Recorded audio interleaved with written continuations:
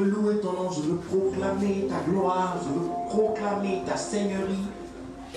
Seigneur, je veux dire combien de fois tu es bon pour moi, combien de fois tu es bon pour ton peuple, combien de fois tu es bon pour nous. Seigneur, tu as les paroles de la vie. Cette vie, nous ne pouvons la trouver nulle part ailleurs, c'est en toi et par toi que nous l'avons. Je prie que ce matin, la vie vienne.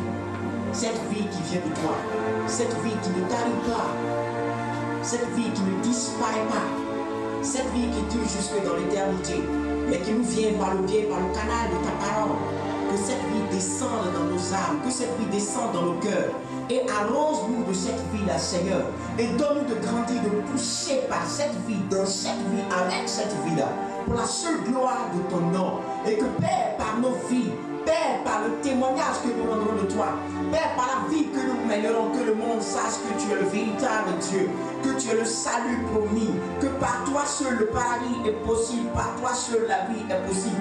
Et qu'en dehors de toi, il n'y a point de vie, en dehors de toi, c'est le désert, en dehors de toi, c'est la sécheresse, en dehors de toi, c'est la mort. Mais merci parce que tu as choisi de nous donner la vie, parce que toi, Jésus, tu es notre vie.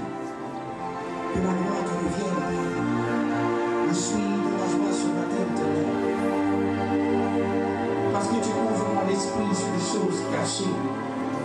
Et tu nous révèles les choses cachées. Parce que tu as dit ce qui est révélé est à nous. Tu nous révèles le mystère du royaume. Et tu fais de nous des fils du royaume. Que la gloire soit à toi jamais. Et que ton nom soit grand dans nos vies. Que ton nom soit grand dans nos vies. Que ton nom soit élevé dans nos vies. Que ton nom soit important dans nos vies.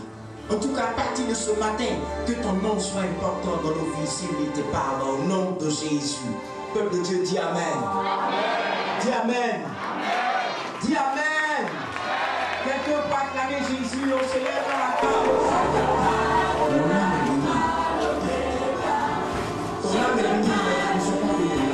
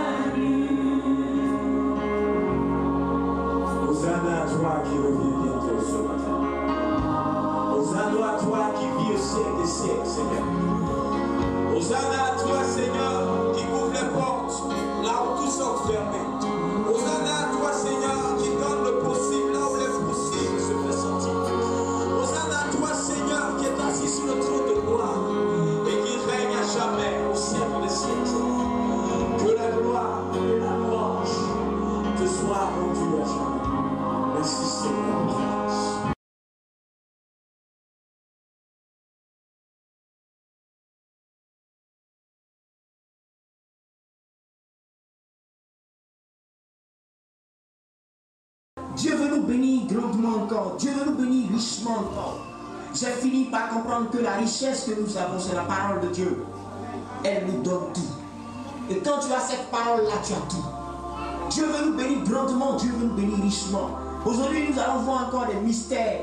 Et après ça, nous verrons encore d'autres mystères. Et je sais que le Seigneur ne cessera de nous enseigner ces mystères, de nous révéler ces mystères.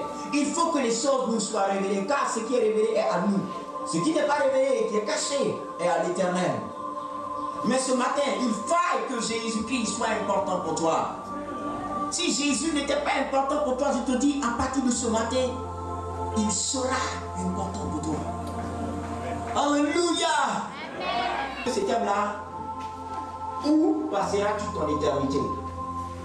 Mais je ne prendrai pas le risque d'énoncer le thème de ce matin en ces termes-là. Non.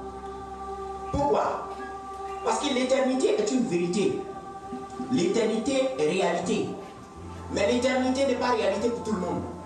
L'éternité n'est pas vérité pour tout le monde. Pourquoi?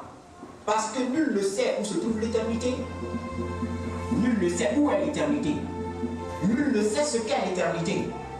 Et à cause de ce que l'homme ne peut définir de façon claire, de façon nette, ce qu'est l'éternité, tout le monde peut ne pas croire que l'éternité existe.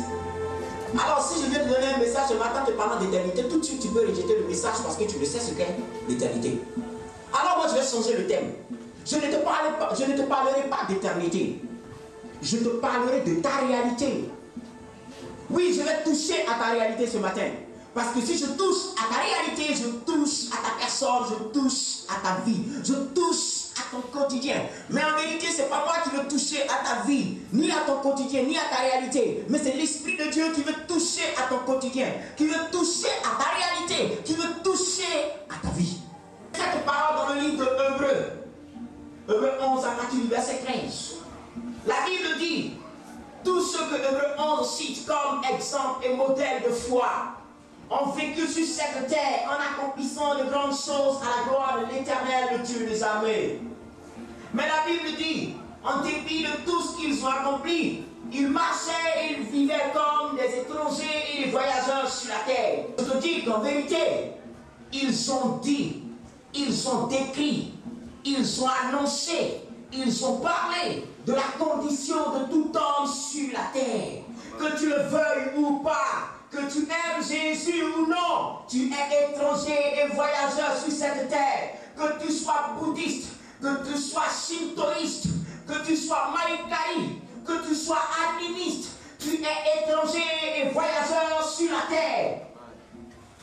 Ah oui, nous sommes étrangers et voyageurs sur la terre. Qu'est-ce qu'un étranger? Un étranger, c'est une personne qui est étrange. Pourquoi elle est étrange? Parce qu'on ne la connaît pas. Son apparence déjà dérange parce que c'est une apparence qui n'est pas habituelle. Ses paroles dérangent parce que ses paroles ne sont pas habituelles. À cause de ce qu'on ne sait pas d'où cette personne vient, qui cette personne est, cette personne-là nous paraît toujours étrange.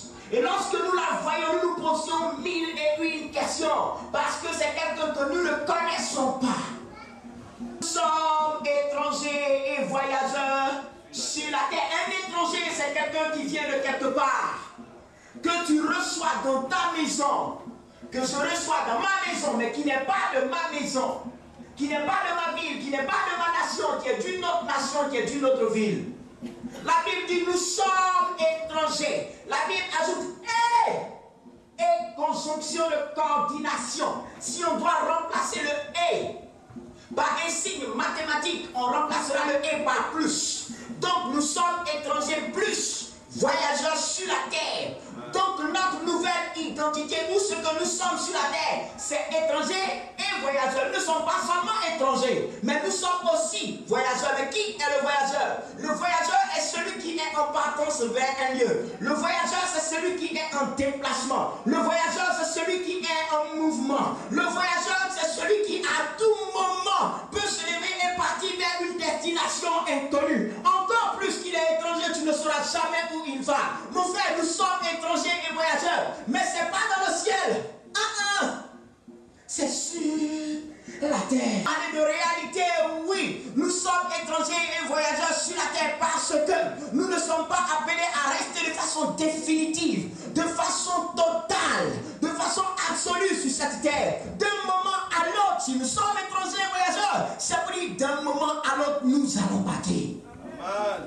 Et nous avons vu des proches partir, nous avons vu des parents partir, nous avons vu